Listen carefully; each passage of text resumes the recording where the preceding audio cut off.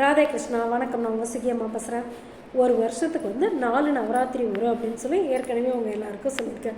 நம்மளுடைய சுகினி ஏதனத்தில் இப்போ நம்ம வசந்த நவராத்திரியை கொண்டாட போகிறோம். இந்த பங்குனி அமாவாசையிலேருந்து ராமநவமி வரைக்கும் இருக்கிற 9 நாட்களுமே வசந்த நவராத்திரியாக கொண்டாடப்படுது. இந்த நவராத்திரி நாட்களில் லலிதா திரிபுர சுந்தரியை நம்ம வழிபட போகிறோம். சரி, உங்களுக்கு ஏற்கனவே சொல்லியிருக்கேன், ஒரு வருஷத்துக்கு 4 நவராத்திரி அப்படின்னு சொல்லிட்டு ஒவ்வொரு நவராத்திரியிலையுமே நம்ம இதை சொன்னோம் அப்படின்னா தான் நம்மளுக்கு மனசில் நல்லா பதியும். முதல்ல நம்ம எந்த நவராத்திரி கொண்டாடுறோம்? ஆஷாட நவராத்திரி, அதாவது ஆடி அமாவாசையிலிருந்து அடுத்து வர 9 நாட்களுமே ஆஷாட நவராத்திரியாக கொண்டாடுறோம். இந்த ஆஷாட நவராத்திரியில் நம்ம வழிபடுற அம்மாவோட பேர் வாராகி தேவி.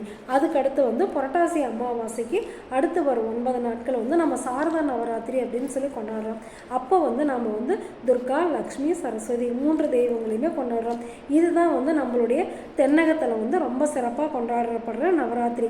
எல்லார் வீட்லேயுமே கொலு வைப்பாங்க. அதுக்கப்புறமேட்டு தை அமாவாசைக்கு வர அடுத்த 9 நாட்களும் நம்ம ஷியாமலா நவராத்திரியாக கொண்டாடுறோம். அதாவது ராஜ மாதங்கிக்காக இந்த நவராத்திரியை கொண்டாடுறோம்.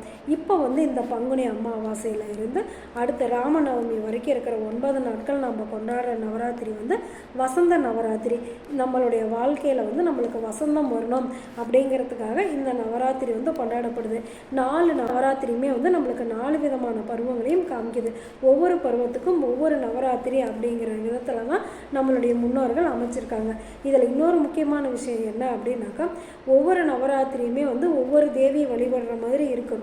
நம்மளுடைய சீதோஷ்ண நிலைக்கு தகுந்த மாதிரியுமே நம்மளுடைய பண்டிகைகள் எல்லாமே வடிவமைக்கப்பட்டிருக்கு. இப்போ இலையுதிர் காலம் முடிஞ்சு வசந்த காலம் ஆரம்பிக்குதுல்ல, அதனால் இப்போ நம்ம கொண்டாடுற நவராத்திரிக்கு பேர் வசந்த நவராத்திரி.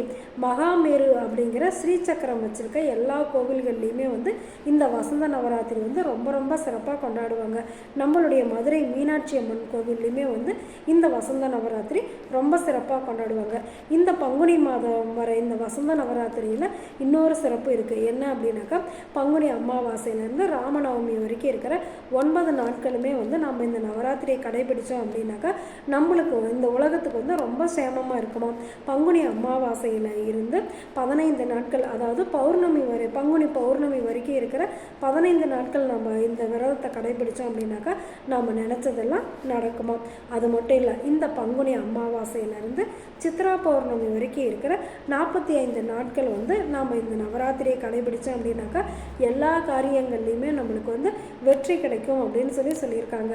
ஒவ்வொரு நவராத்திரியுமே நம்மளுடைய மனசை தூய்மைப்படுத்துறதுக்காக தான் அமைக்கப்பட்டிருக்கு. இந்த நவராத்திரி நாட்களில் ரொம்ப ரொம்ப சிறப்பான விஷயம் என்ன அப்படின்னாக்கா, நம்ம தேவி பாகவதம் படிக்கிறது ரொம்ப ரொம்ப சிறப்பு. தேவி பாகவதத்தை பற்றி ஏற்கனவே உங்களுக்கு சொல்லியிருக்கேன். நம்மளுடைய சுகிநிகேதனத்தில் நம்ம தேவி பாகவதமும் பாராயணம் பண்ணியிருக்கோம். வசந்த நவராத்திரியை முன்னிட்டு தேவி பாகவதத்தில் இருக்கிற கதைகளெல்லாம் நம்ம இன்னும் பார்க்க போகிறோம். ஒவ்வொரு நவராத்திரிக்குமே தேவி பாகவதத்தில் இருந்த கதைகள்லாம் நம்ம பார்த்துருக்கோம். அதே மாதிரி இந்த வசந்த நவராத்திரிக்கும் தேவி பாகவதத்தில் இருக்கிற கதைகளை நம்ம பார்க்க போகிறோம். ஏற்கனவே உங்களுக்கு சொல்லியிருக்கேன், தேவி பாகவதத்தை எழுதினவர் யார்? நம்மளுடைய வியாச பகவான்.